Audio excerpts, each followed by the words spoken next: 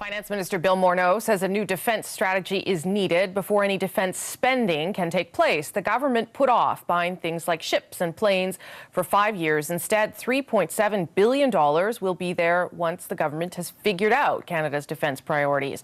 So can the military wait all that time for new equipment? Does the government really need more time to figure out what to buy? Or is this a de facto cut to military funding? Joining me now from the foyer of the House of Commons, Parliamentary Secretary to the Minister of National Defence, John McKay, the Conservative defence critic, James Bezan, and the NDP finance critic, Guy Caron. Good to see you all, gentlemen. Appreciate you being here. Pleasure. John McKay, let's start with you. So why has this happened? Is this because your government doesn't know what to buy, or you don't have the money to do it? No, as you know, we inherited a bit of a procurement mess, probably best exemplified by the F-35, where the fiscal escalation went from about $9 billion up to $45 billion by the end of the whole cycle. And this is actually a kind of a first step to try and start matching your fiscal cycles with your procurement cycles. So the money is still there. Mm-hmm. The money has been bumped down the road in order that the money matches the procurement and the procurement matches the money. And so it is an effort on the part of the government to actually try to wrestle this thing to the ground. This has been the bête noire of literally dozens of defense ministers over the years.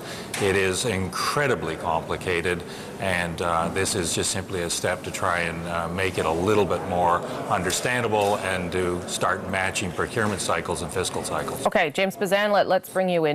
Is that your interpretation as well? That this is the government trying to get things lined up rather than not committing to doing some purchasing?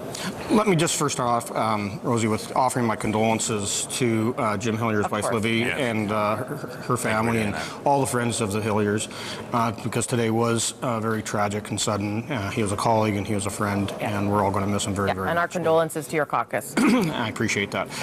On the $3.7 billion cut, as everyone knows, it's been here for any amount of time. Nothing is guaranteed. No money is locked away in escrow. Decisions have to be made. And although procurement is very difficult and messy, and I've lived it as parliamentary secretary, it's an incredibly difficult file. Decisions still have to be made. We need to buy the equipment that our military needs. We call upon them all the time to do very dangerous work. So we have to actually replace things like our CF-18s. And if we're going to replace the CF-18s, we've extended the life. When we're in government, we extend them out to 2025. If they kick that back for another 5 years, that means we only got 5 years to replace those CF-18s. And we also know that some of those production lines for planes like the F-18 Super Hornet will be closed by then. So it takes down not only the number of different options you have, but there's also inflationary impacts by not making those decisions and locking in those contracts. Now, the Liberals set up a secret, cabinet committee that's supposed to be making these hard decisions. Instead of rather taking the political risk, they're punting us down the road that they may make a decision. I don't know how secret it is. Cabinet committees generally don't happen out in the open, and we know it exists. For the longest time, we couldn't even find out what the membership of that committee was. Never mind. Okay, but isn't the decisions that they're making. So the decision they made is we're not going to make any decisions. Okay, we're pushing this off. Let me get Guy Caron in, and then we'll do another round there. Guy Caron, what do you make of the decision to postpone this spending as they try and figure out what's needed, I guess, for the military? What does it tell you? Well, Canadians could be forgiven to not understand where the Liberals are going with this. I'm not sure the Liberals actually know themselves. I'm not sure it's a money question as much as a planning question. Initially, during the campaign, even before the campaign, Liberals promised to drop the F-35. Now they are actually consider it. They wanted to actually increase investments in our naval forces. Now the F-35s might actually prevent this, and I get the feeling it's more to buy time, to actually have a specific strategy where there was only really willful intent before.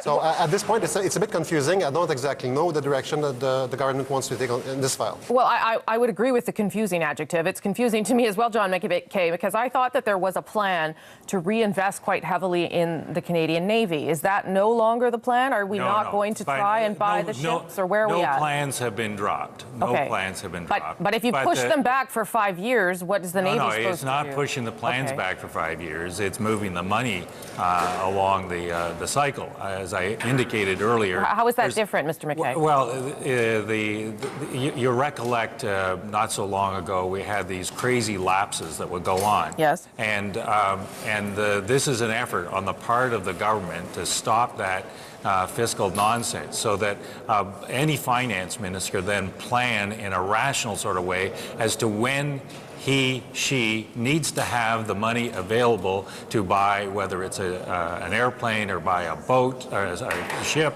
or a helicopter or whatever. So this whole level of mismatch that we inherited has been the three ministers that are involved, this secret committee that James is so concerned about, have been wrestling with how to get military procurement on some level of consistency. So just so I understand, does this mean you're taking the money and you're putting it in the bank, but you're not going to delay any of the procurement, any of the purchases?